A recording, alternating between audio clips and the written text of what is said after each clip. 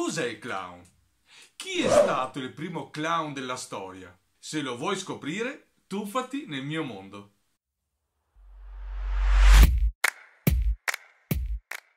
Ciao, io sono Dandy Danno e faccio il comico visuale. In questo canale racconto della comicità visuale e del mondo che la circonda. Anche il clown è spesso un comico visuale perché deve raggiungere tutti i tipi di persone e non deve avere barriere linguistiche. Anch'io sono un clown, anzi siamo una coppia di clown e per far raggiungere la nostra voce non usiamo le parole ma solamente le espressioni. Ci siamo trovati spesso in luoghi in cui non conoscevamo la lingua e abbiamo dovuto adattarci.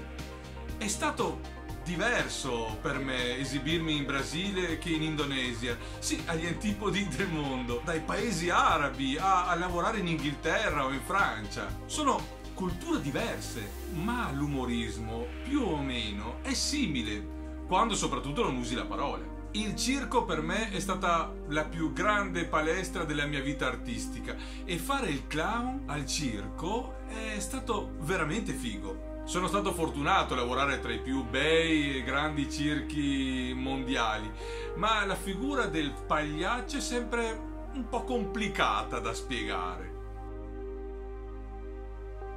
Allora, facciamo così, partiamo dalle basi.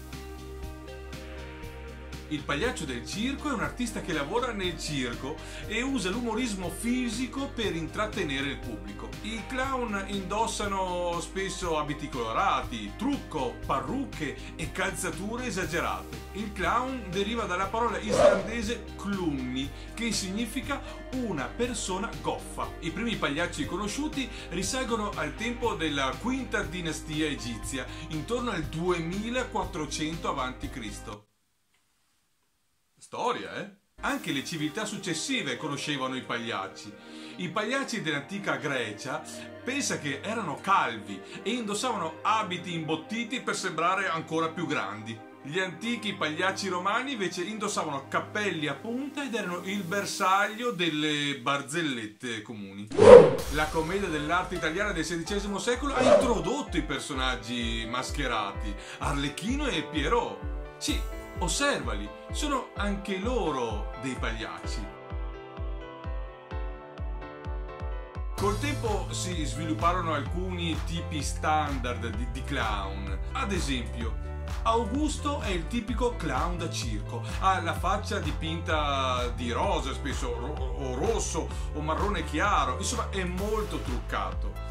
La persona che mi ha spinto e mi ha aiutato ad entrare nel mondo del circo è proprio un Augusto, David Larible, in questo momento una delle icone del circo. Se lo analizziamo, la sua bocca e gli occhi sono dipinti e le sue labbra sono ben evidenziate. Le sue sopracciglia sono nere, molto forti, i suoi vestiti sono lunghi, larghi e il suo carattere è quello di personaggio un po' anarchico, un po' burlone o uno sciocco pieno di tenerezza. In teatro invece il clown è più un carattere, come lo dimostra il clown che mi ha incentivato a tornare a teatro. Sì, Django Edwards è un personaggio anarchico sicuramente, molto provocatorio e pieno di energia. Il clown invece che rappresentiamo noi in teatro è diverso. Certo è goffo e impreparato, ma colmo di tenerezza e pieno di emozione, mentre cerca sempre di conquistare la sua amata. Però anche Divagi è un clown. Sì, è un clown bianco, non dimentichiamoci.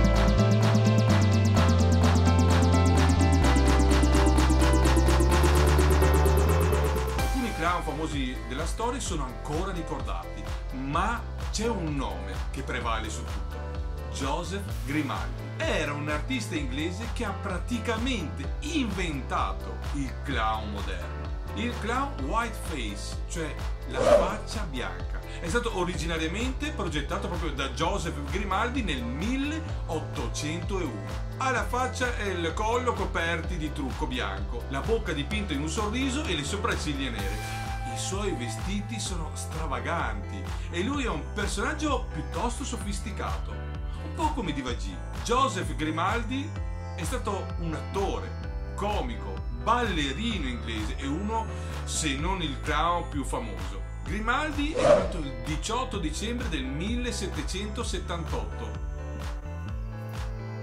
a Clare Market a Londra e proveniva da una lunga dinastia di ballerini e artisti comici. Il suo bisnonno era John Baptiste Grimaldi, un dentista di professione ma anche un artista dilettante. Si trasferì dall'Italia all'Inghilterra nel 1730 e interpretò il ruolo di Pantalone con John Rich, che interpretava invece Arlecchino. Ecco, anche il nonno Giuseppe, Giovanni Battista Grimaldi, si esibì fin dai suoi primi anni, ma professionalmente, così professionalmente, che secondo alcune fonti sarebbe finito alla Bastiglia di Parigi a seguito di una performance scandalosa. Fin da piccolo il nostro eroe ha iniziato a esibirsi regolarmente in due posti, a Drury Lane, che aveva un pubblico ricco, e a Standards Well, frequentato dalla classe operaia, l'uno e l'altro. All'età di 6 anni la stampa lo considerava un attore di primo piano. Suo padre morì quando Joseph aveva 9 anni e da allora guadagnò denaro per far vivere tutta la sua famiglia. Il suo più grande successo è stato nel ruolo di clown in Harlequin and Mother Goose. L'enorme merito di Joseph fu quello di elaborare gli insegnamenti del padre miscelando la comicità latina spontanea dell'Arlecchino con i tratti della buffoneria anglosassone. Il risultato fu un clown originale e irresistibile.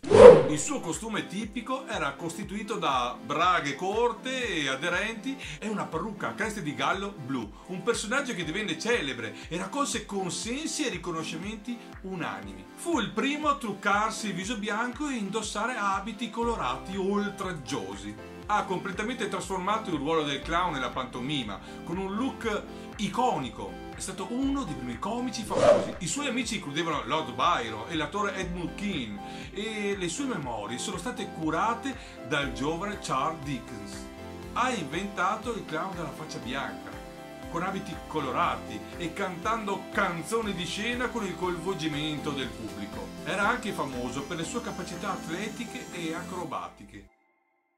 Questo gli dava molte opportunità di lavorare e talvolta faceva 2 spettacoli a sera, cioè doveva trasferirsi da una parte all'altra della città. Ha girato l'Inghilterra e l'Europa avendo un grandissimo successo.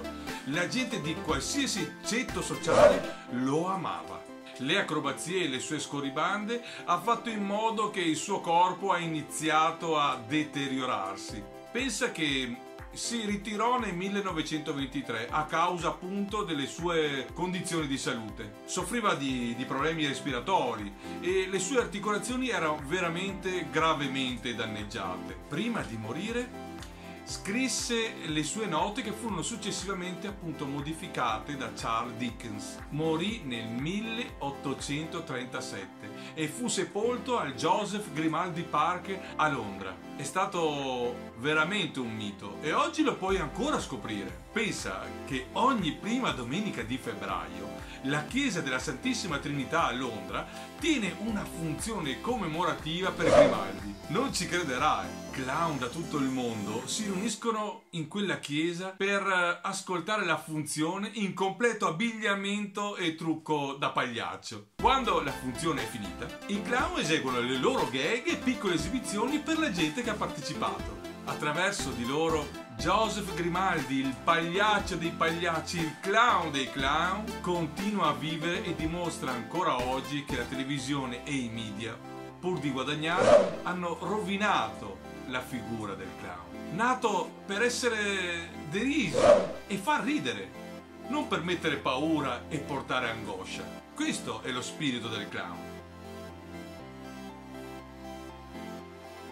Spero ti sia piaciuto il video e se è così metti un bel like. Io spero di rivederti al prossimo video ogni lunedì e ogni venerdì.